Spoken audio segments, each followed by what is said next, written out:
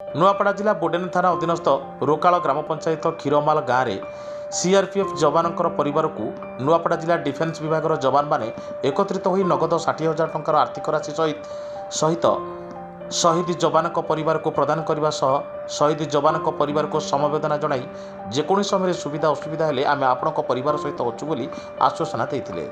यह दशाह कार्य भजन शबर किरण सिंह माझी, झुपितांबर बाग, राजू कुमार बेहरा, वेणुधर शबर, लक्ष्मीनारायण माझी, संजय जदुवंशी, मोहित शबर, श्वेतरंजन माझी, पुरुषोत्तम कैवत, रोहित कुमार शबर प्रमुख जोग देते। सूचनायोग्य जे शहीद चैतन्य शबर गत 20 तारिख दिन सीआरपीएफ 216 बाटालियन रे कार्यरत थिबा समय एक सड़क दुर्घटना रे मृत्यु घटी। आमे नुआपड़ा डिफेन्स ग्रुप जड़े मु सदस्य वर्तमान शहीद चैतन्य शबर आज दशाक्रिया रे आमे ऑल डिफेन्स ग्रुप उपस्थित अच्छु।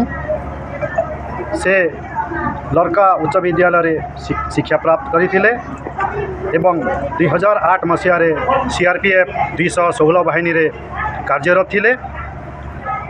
कार्यरत थिबा समय रे से शहीद हो जाइछंती और आमर यही अंचल शोकर छाया परिणत हो जाइछि। कहीं ना से ए अंचलर आदर्श सैनिक भाव में परिचित थिले। तेणु आम नुआपड़ार ऑल डिफेन्स ग्रुप तरफ किसी सहायता राशि अनुदान करिअछु और दुखर सहभागी होइअछु। शहीद जवान अमर आत्मार सद्गति